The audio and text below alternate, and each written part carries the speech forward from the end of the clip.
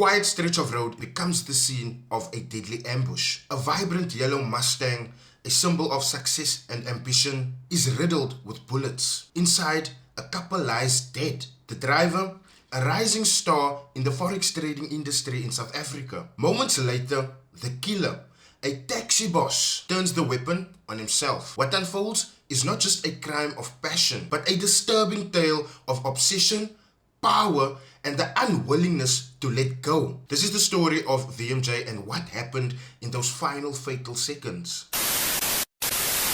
On September 14th, 2021, motorists stumbled upon a horrific sight. A bright yellow Ford Mustang parked awkwardly along the roadside.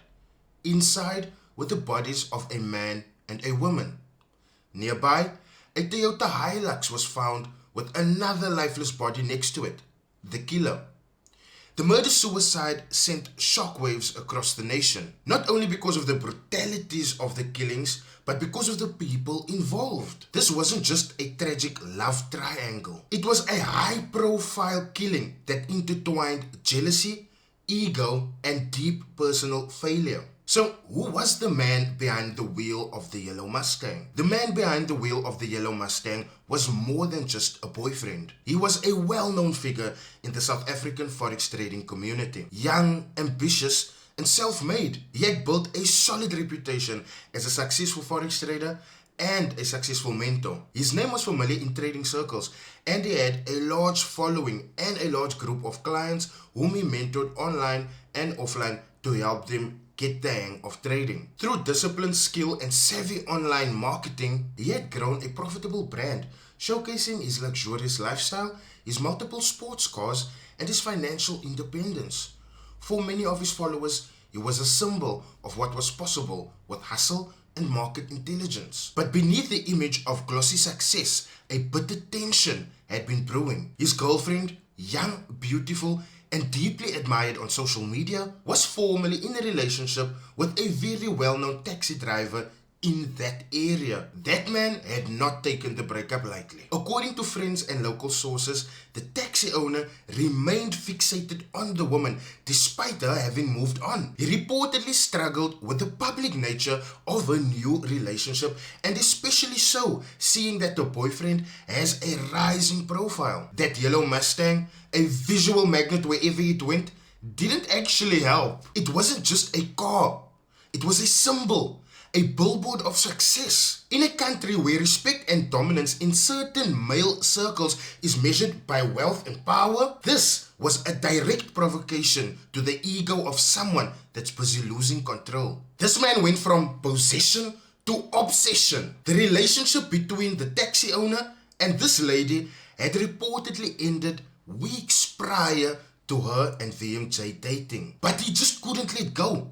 That jealousy turned into fixation. The woman had become, in his mind, a possession that has been stolen. Her new partner, a rival that needs to be humiliated or worse, eliminated. Reports emerged of controlling behavior, prior threats, and emotionally abusive tendencies. Though the couple appeared happy in public, they may have been living under increasing fear, particularly as their relationship started gaining public visibility. On that one fateful afternoon, all three parties ended up at the very same robot. Perhaps by design and not coincidence. Witnesses later recounted that the taxi owner drove in front of the Mustang, forcing it to come to a stop. Words were exchanged, but very few. The taxi driver then pulled out a firearm and executed both parties where they were sitting in the vehicle, right there on the robot. Right there, the taxi driver killed his ex-girlfriend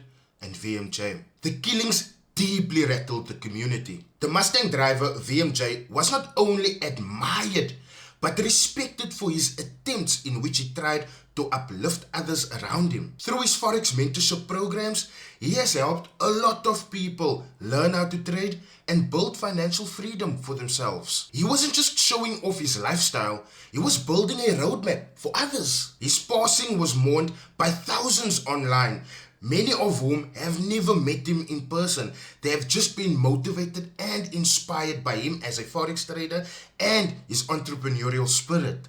I mean, let's be honest, that fleet of yellow cars had everyone in a chokehold. The woman, too, was remembered for her warmth, her charm, and the dreams that she had for herself for the future. The killer was no low-level thug. He was a local player, a taxi boss, feared and respected in Kuruman and beyond. In South Africa, taxi owners often operate in a world where territory and pride is tightly guarded. Conflicts, whether personal or professional, can escalate at any moment. To someone raised in that environment, this breakup might not have felt like a personal loss to him, but a verification of public humiliation. His actions, horrific as they were, might have stemmed from a desperate need to reclaim his dominance in the situation. But that isn't how it looked to the greater public out there.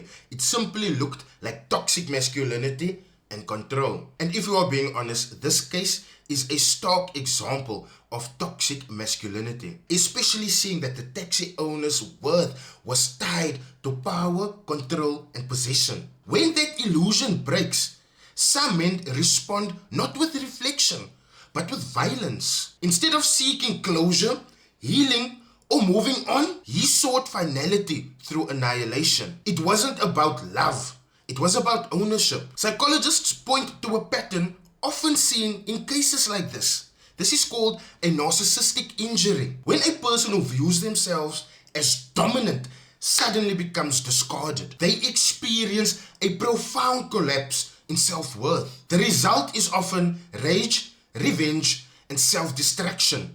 In this case, all three were applicable. The murder of VMJ and his girlfriend reignited national conversations around gender-based violence and intimate partner homicides.